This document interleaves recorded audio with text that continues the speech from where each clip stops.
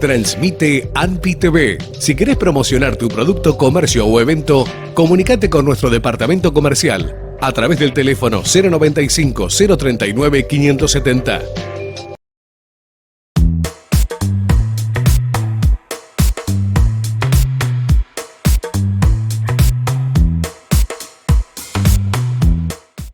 Nuevamente le damos la bienvenida a otra edición más de Elecciones Uruguay 2024, para que usted conozca de primera mano a todos los candidatos que comparecerán ante ustedes el próximo domingo 27 de octubre.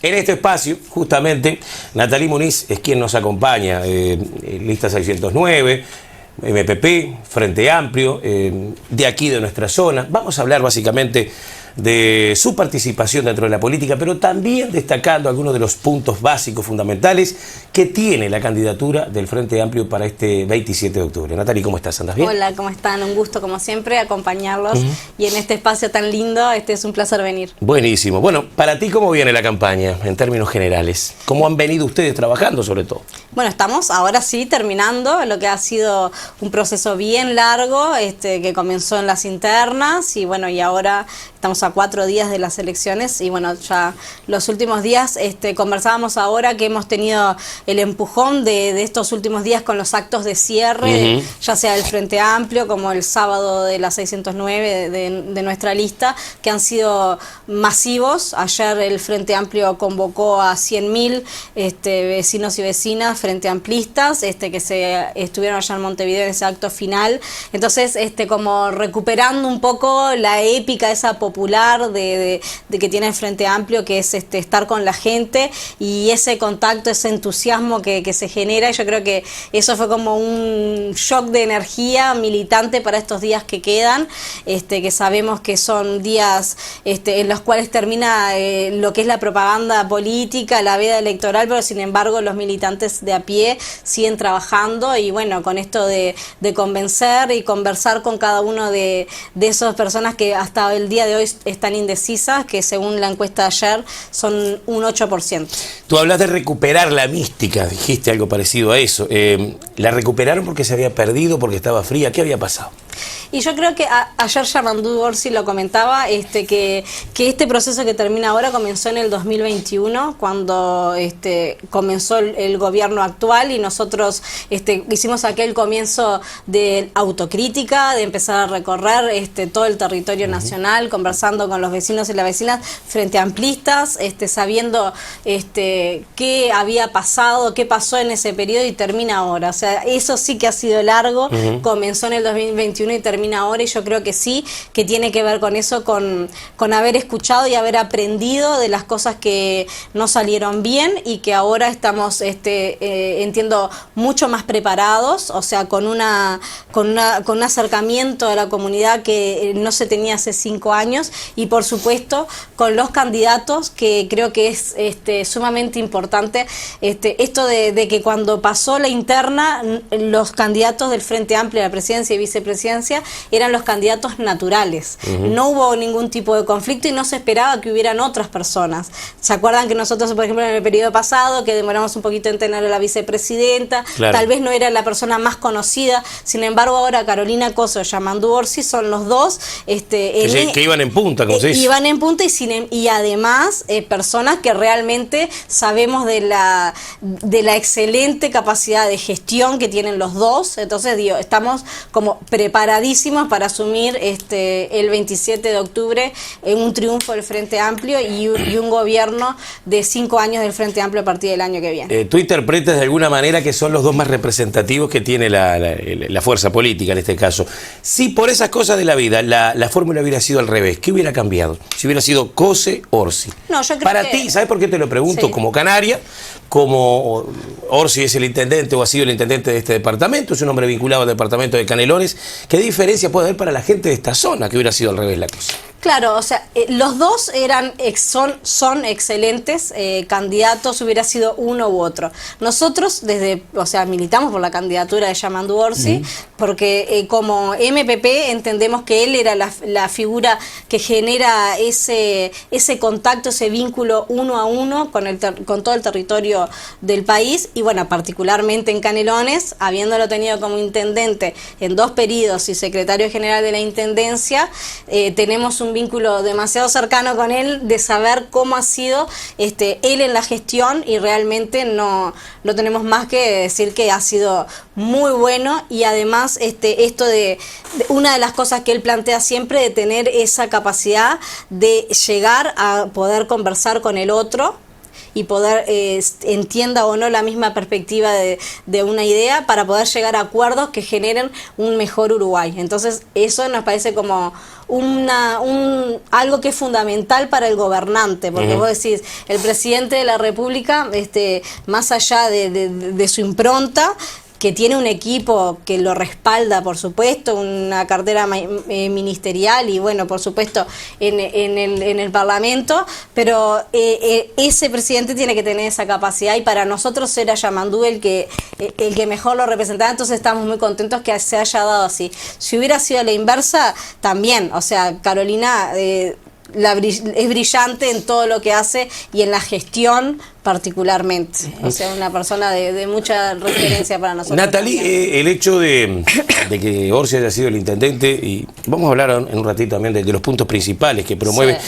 ¿Puede llevar algo a la presidencia, él como presidente en caso de ser electo, algo de lo que ha sido su gobierno en Canelones? Es decir, ¿se puede traspolar algo de la forma de gobernar en Canelones al país, o son lenguajes totalmente diferentes? Bueno, él lo plantea en clave de que sí. Porque dice que Canelones es un país chiquito. Exacto, dentro del Uruguay. Exacto, porque ha tenido Canelones es realmente tiene como un poco de toda la... Ahí va, podría ser otro país. La idiosincrasia del país. Porque exacto. Si pensamos en dónde estamos situados nosotros, en el noreste santoral de Canelones, estamos muchas veces lo decimos, somos más cercanos a lo que es el interior profundo del Uruguay, y no tanto al área metropolitana. Somos bien distintos a lo que es La Paz, Las Piedras, por ejemplo, o Ciudad de la Costa, dentro del mismo Canelones. Entonces, es como que se ha podido articular y conoce bien lo que es la zona rural, lo que tiene que ver con con una de las cosas fundamentales del país, que es, por supuesto, la ganadería, el vínculo con la tierra. Eso es algo que realmente el MPP siempre lo ha trabajado, y Yamandu Orsi también, lo que tiene que ver con el turismo, que también es algo muy importante, en los polos industriales que ha generado, ya sea en el eje de Ruta 8 y Ruta 5, que han sido impresionantes y son mirados de cara al mundo, ¿no? O sea, Uruguay, y son exportadores para todo el país y el mundo. Entonces, digo, sí, él lo dice, que ha sido una escuela para lo que va a ser su presidencia ahora, y bueno, es sumamente interesante, porque a veces digo, hay otros otros políticos que capaz que tienen más desde lo legislativo. Ahí va, es otro perfil. Tienen un perfil más discursivo, de poderse vincular desde la oratoria y la argumentación, y Yamandu es una persona que se ha vinculado siempre con lo ejecutivo, con la gestión, y sabemos que sabe gestionar, sabe recurrir al diálogo con el otro, y bueno, creo que esas cosas son fundamentales. ¿Qué se destaca de lo propuesto en este último gran acto que decías tú, que generalmente se dejan algunas cartas para el final, ¿no? Porque en los últimos actos o en las últimas oratorias siempre quedan algunos puntos como para dejarlo frutilla en la torta? ¿Qué es lo que se destacó de la propuesta de Yamandu Orsi, en este caso como candidato a la presidencia, ante la población, no solamente los ahí presentes, me imagino que al Uruguay todo, porque cuando un candidato se expone, lo hace también para quienes lo van a votar seguro y para quienes están indecisos o ni siquiera lo piensan votar, pero obviamente es parte de la democracia eso. Sí, primero que nada aclarar con respecto a esto, que se ha hablado mucho de que si hay o no hay propuestas en esta campaña electoral, que ha tenido ciertas particularidades respecto a años anteriores. ¿Más fría capaz que otros años? Ahí está, diferente y bueno, con capaz un poco menos de participación, pero sin embargo el Frente Amplio tiene desde hace mucho tiempo un programa que está elaborado con líneas programáticas que tienen que ver con todas las áreas de desarrollo. O sea, cuando se ha dicho que no hay propuestas, en realidad sí las hay.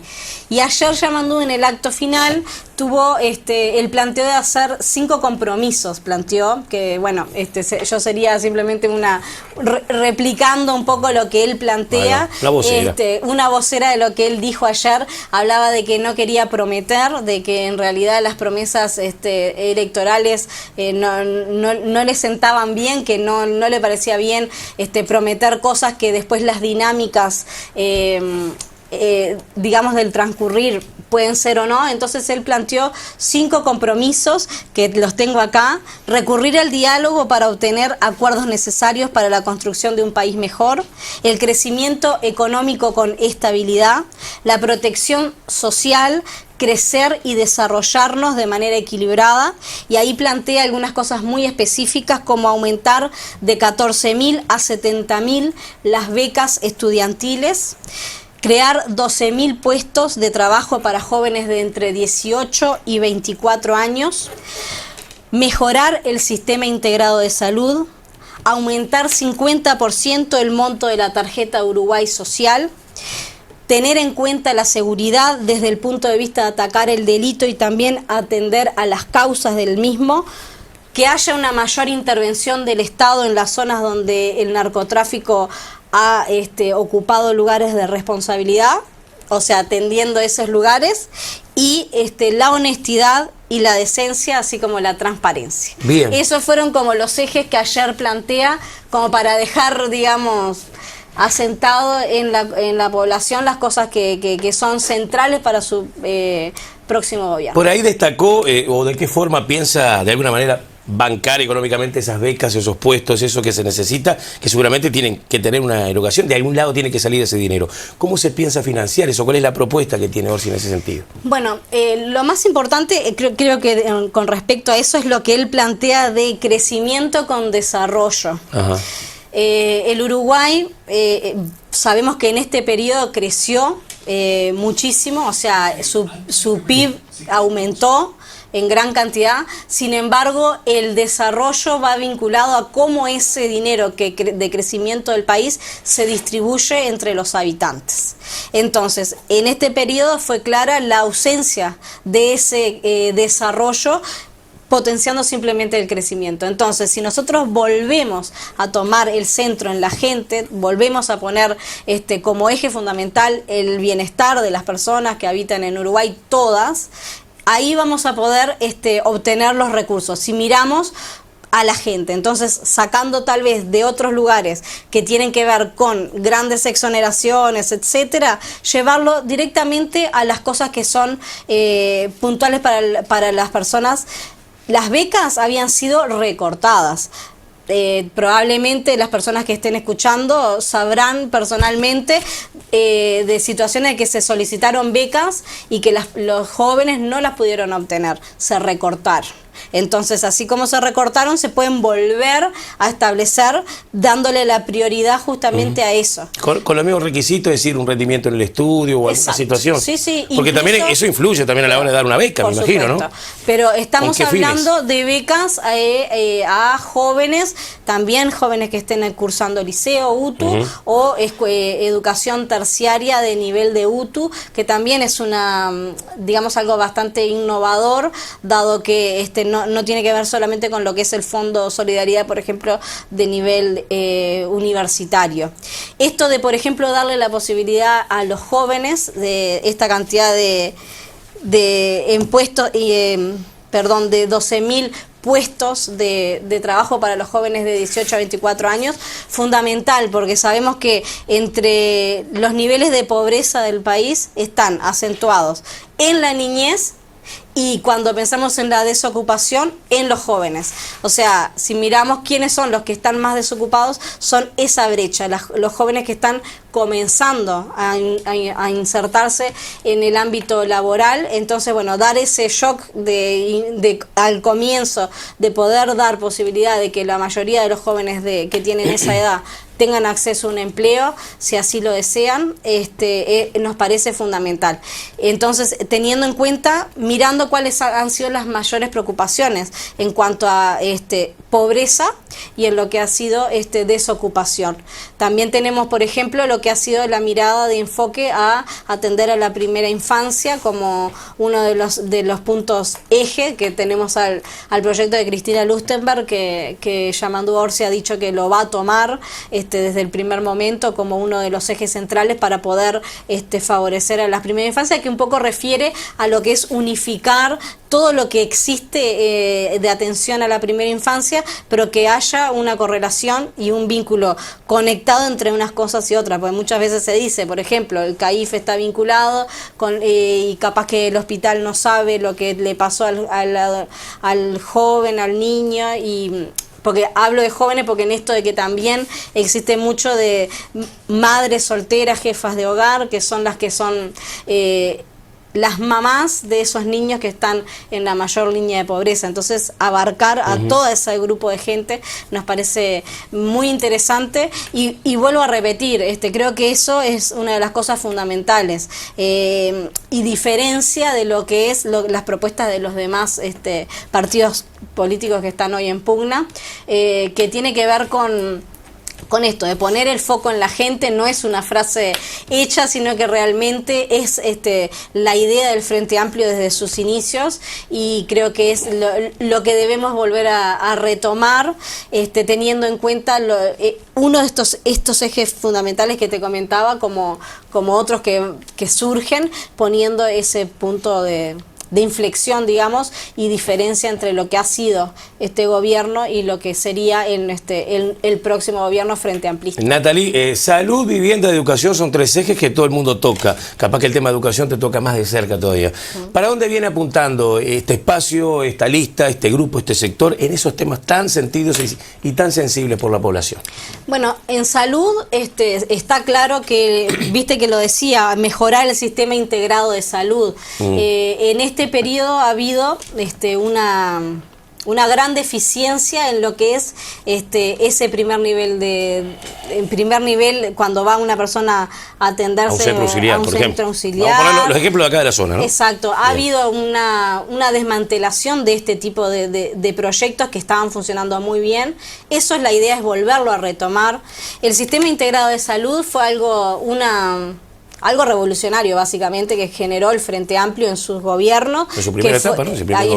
Que fue pensar que la salud es un derecho para todos y todas, ¿verdad? Ustedes se acuerdan que antes accedía a una sociedad privada y quien tenía el dinero para poderlo hacer, que eran pocas personas, y los que iban a ACE tenían bueno, ¿se acuerdan que se nombraba el carné de pobre, que le decíamos? Que era un estigma, el carné de asistencia, que era una salud de menor calidad definitivamente.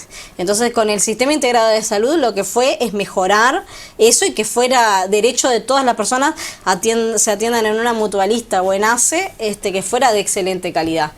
Ahora estas cosas las vimos como bastante disminuidas, ¿verdad? Volvió a suceder algunas cosas que tenían que ver con la falta de medicación, con la falta de especialistas en algunos lugares. Entonces, eso es fundamental, volver a retomar todo eso perdido, estos 5 años que se perdió eso. Con respecto a lo que decías de la educación también y a la vivienda, puntos fundamentales. ¿Para dónde apuntan ustedes? Bueno, en la vivienda realmente ha sido...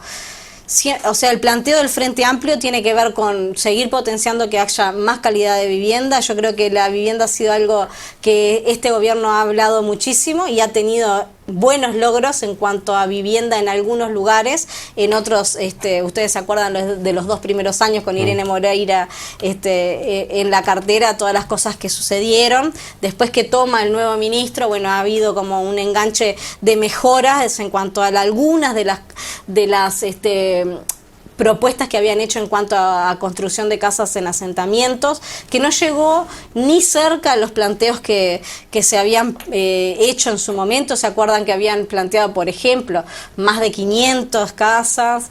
Actualmente en zonas de asentamiento se han podido modificar unas 20, 25 y prometen que al llegar a marzo habrían unas 100 más, cosa que está complicado, pero bueno, eso es una propuesta bastante clara que están haciendo. Y bueno, y sí, por supuesto, me gustaría felicitar a todas las personas que han tenido el acceso en estos días de las casas de MEVIR acá en San Ramón. Ahí puede ser un ejemplo positivo digamos, de lo que tú decías. Por ¿no? supuesto, por supuesto. Pues se tiene o se debe potenciar eso, no importa el gobierno que venga, ese sistema, ese plan, digamos, de construcción de viviendas, que en el interior es donde más tiene asidero, por supuesto. Exacto. Mira, a mí me parece bien interesante en este caso, por ejemplo, recordar que dos de las cosas más grandes que se pueden plantear que hizo este gobierno del Partido Nacional o la coalición, de coalición, como le llaman, de coalición acá en San Ramón, podemos nombrar a MEVIR, podemos nombrar y las rutas, por supuesto, ya sea la ruta 6 o también la construcción ahora en estos días el bypass también que tiene por el ahí. bypass que está en construcción. Pero si ustedes se ponen a pensar, ya sea la ruta 6, ustedes recuerdan que el ministro en época del Frente Amplio, Víctor Rossi, había venido a San Ramón y en varias oportunidades incluso había sido hasta conflictivo, que algunos vecinos decían, empresarios que se veían afectados. O sea, yo creo que claro, es algo que nadie se olvida de que fue realmente algo que surgió en aquella época. Claro. Entonces está como se gestó la criatura y nació ahora de alguna manera. Exacto. Pero y es bueno, eso es política de Estado, entonces. Exacto. De alguna manera. Entonces ahí era lo que yo te comentaba, que es bien importante tener en cuenta la importancia de ese seguimiento de cuando son cosas de largo aliento y de gran impacto para la sociedad. Entonces tener la grandeza de poder decir las cosas cuando están bien y poderlas felicitar, y también reconocer que las cosas no surgen en un periodo y terminan en ese, y menos, por ejemplo, en este caso, que estamos hablando de que fueron 15 años del Frente Amplio, 5 de la coalición, y ahora pretendemos continuar con aquello que había sido hace 15 años. Y bueno, lograr esa trazabilidad de las cosas que son de Estado, o sea, seguir con la construcción, por ejemplo, de viviendas en otros lugares, y también reconocer que MEVIR ya como decía hace un ratito, felicitando a todas las personas que han tenido acceso, y qué importante es también saber que esto también se tenía pensado hace tiempo. De hecho, en el periodo pasado, si uno mira las actas de MEVIR, se pensaba en la importancia de que en San Ramón hubiera un nuevo complejo. Lo que faltaba era el terreno.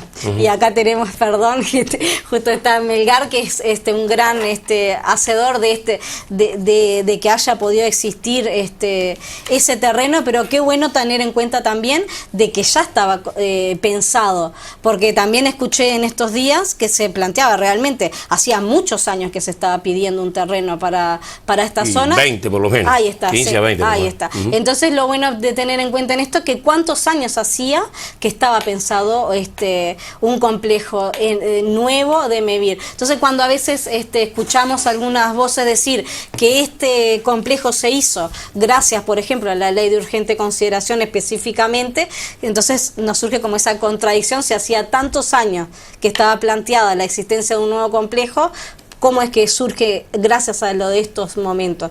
O sea, y también reconocer cómo es que hubo otro complejo antes. O sea, ya existe un complejo en MEVIR, claro, en San Ramón. Entonces, dos planes habían, si mal no recuerdo. Entonces, yo creo que lo importante en eso era como tener claro los destinos. MEVIR surge como esto de poder llegar a los pueblos más pequeños del país, ¿verdad? Entonces, si se habilita a través de leyes que MEVIR pueda construir, no en San Ramón, en grandes dimensiones, por ejemplo, se podría construir en Canelones Ciudad, en Durazno, Tacuarembó, centros teóricamente sí se puede, poblados, ¿verdad? Claro. Pero no será, si tenemos la caja de MEVIR es una, y si nosotros utilizaríamos esos dineros para poderlo invertir en lugares donde tal vez podría haber una empresa constructora, etcétera, yo creo que ahí esos detalles simplemente, pensar, bueno, los recursos que existen para viviendas, ¿cómo se van a destinar, verdad? Pero sí teniendo en cuenta de que hay que seguirlo potenciando, y que el problema de la vivienda en Uruguay es un problema bien difícil, y que histórico, y que cada persona que tiene acceso a su vivienda está feliz y eso es lo más importante. Después las demás rencillas de si fue esto y fue lo otro, creo que hay que dejarlas de lado y tener en cuenta lo más importante, que como les decía al principio, es el bienestar de las personas, lograr que cada uno tenga mejor calidad de vida en Uruguay, y creo que es eso lo que tenemos que hacer nosotros, y bueno, por supuesto el que acceda a tener el gobierno en el próximo periodo. Te lo pregunto como referente política y también como maestra, lógicamente, como parte de la educación. Justamente, hablando de educación, ¿cuáles son los lineamientos que ustedes dispondrían como positivos de acuerdo a la ideología, pero sobre todo de acuerdo al pensamiento que tiene la lista 609 en este caso, como los temas de educación?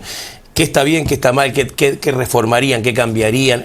¿Cómo viene la cosa para que la gente lo tenga claro, sobre todo? ¿Cuál es el pensamiento que tienen ustedes sobre estos temas? Bueno, lo primero que se tiene, que se ha dicho en reiteradas oportunidades, es tener un vínculo, un diálogo social, ¿verdad? Lo hemos dicho, aplicado a distintos puntos, incluye a la educación. Nosotros, cuando el Frente Amplio era gobierno, en el año 2008, cuando fue el cambio, la reforma en aquel tiempo que se modificó, hubo un congreso en el cual los docentes pudimos participar y pudimos ser específicamente, realmente decisores de lo que estaba allí escrito, y creo que eso fue bien interesante, porque después los que van a aplicar las reformas, si vamos por ejemplo, en el que vos me ponías el caso de mi caso particular, claro, en primaria, el que va a aplicar todas esas nuevas reformas va a ser el educador que está en el aula con los niños y las niñas o los jóvenes. Entonces creo que esa cercanía con el docente nos parece muy importante, porque se puede decir, hubieron ATD, y realmente tuvimos acceso a poder leer las nuevas propuestas cuando fue la reforma en este periodo, pero no hubo grandes cambios en todo lo que se estaba planteando. Y lo importante acá también es decir que no es ponerse en lo que dicen los sindicatos de la educación, que han tenido capaz mucha resistencia en algunos casos, sino que estamos hablando de todos los docentes, por ejemplo, reunidos en ATD, que es un derecho de todos los docentes de poderse tener un día para hablar de distintos puntos de la educación, personas que estén sindicalizadas o no, personas que tengan cualquier ideología política. Entonces, yo creo que es eso, ir por ese lado de fortalecer el vínculo y bueno, y ahí ir pensando qué cosas mejorar. Bien, ¿dónde se juega? ¿Qué es lo que se juega, mejor dicho, este domingo? ¿Ustedes están confiados verdaderamente en ganar en primera vuelta? ¿Es una opción? ¿Es algo lejano? ¿Cómo están hoy los números, Natalí? Porque eso también define la temperatura de la elección y muchas veces también define hasta el ánimo de cada uno de los que participan en esto, ¿no? Bueno, nosotros no decimos que vamos a ganar en primera vuelta, o sea, en realidad nosotros queremos que haya un gran caudal de votos para poder obtener una mayoría parlamentaria que permita en el próximo, después de un balotaje, poder acceder a la mayor cantidad digamos, de resolver la mayoría de las cosas, pero también tengamos en cuenta el punto número 1 que te decía de Yamandu, que él había dicho que quería el diálogo y los acuerdos necesarios para construir un país mejor. Entonces está diciendo que él tiene esa capacidad de articulación y va a buscar, sea como sea las formas, tengamos mayorías parlamentarias o no, podamos tener los acuerdos necesarios con quien sea para poder llegar a lograr las metas específicas de gobierno de Yamandu. Entonces, para nosotros, el domingo, nada, queremos que, por supuesto, los vecinos y las vecinas están ahora decidiendo, es digamos, muy claro, o sea, si vemos las encuestas del día de ayer, de cifras creo que fue que salió, hay un 44%, 45% que apoya al Frente Amplio, y el partido político que le sigue es el Partido Nacional con 22, 23 y un 15% del Partido Colorado, y después los menores con menor cantidad de votos. Entonces, bueno, es realmente, más allá de lo que suceda, de la unión de la coalición, etcétera, la amplísima mayoría de ciudadanos que apoyan al Frente Amplio como fuerza política, al Frente Amplio como proyecto de gobierno, como proyecto de futuro, es realmente mayoría absoluta en comparación con los demás. Estamos diciendo que es el doble del que le sigue. Entonces, eso es como una cosa que que nos pone desde el lugar de que sería muy muy bueno que Yamandú tenga la posibilidad de ser gobierno, y yo creo que así va a ser porque lo sentimos en la temperatura de la sociedad, acá en San Ramón particularmente también, que ha sido un lugar donde en realidad siempre no somos mayoría, sin embargo hay una excelente participación de vecinos y vecinas, personas que eran claramente de los partidos tradicionales o del Partido Nacional o Partido Colorado en las elecciones pasadas, y ahora están trabajando codo a codo con nosotros, incluso a veces hasta con más entusiasmo, para lograr que el Frente Amplio sea gobierno. Entonces, estas cosas que vemos acá en San Ramón las vemos replicadas en cada uno de los territorios, como decimos nosotros, localidades, en cada uno de los departamentos. Entonces, si vemos esa amplificación y la llevamos a lo que va a ser el domingo en las urnas, probablemente podamos tener muy buenas noticias, pero bueno, somos cautelosos y pensamos que ojalá podamos acceder a la mayoría parlamentaria. Natalie, para el cierre ya, bueno, ¿cuáles son tus intenciones personales? ¿Qué es lo que pretendes tú? ¿A qué aspirás dentro también de la política para los próximos tiempos? Para eso está esa cámara de alguna manera, para redondear esta entrevista y lo que le quieras decir a la teleaudiencia. Bueno, no, en realidad nosotros en este momento somos militantes, simplemente estamos trabajando por la candidatura de Yamandú Orsi para que llegue al gobierno. En este proceso electoral de ahora, el 27 de octubre, tenemos varias, nosotros le decimos una lista, pero tenemos varias listas dentro de la misma hoja de votación. Votamos, por supuesto, al candidato a la presidencia y vicepresidencia, votamos a la Cámara de Representantes, Cámara de Senadores y la Junta Electoral. Eso es lo que está puesto hoy sobre la mesa. En mi nombre en la lista está, pero no con la intención de poder acceder a unos cargos de representatividad real. Y bueno, nos hemos sentido muy cómodos trabajando en la Junta Departamental. Creo que hemos podido ser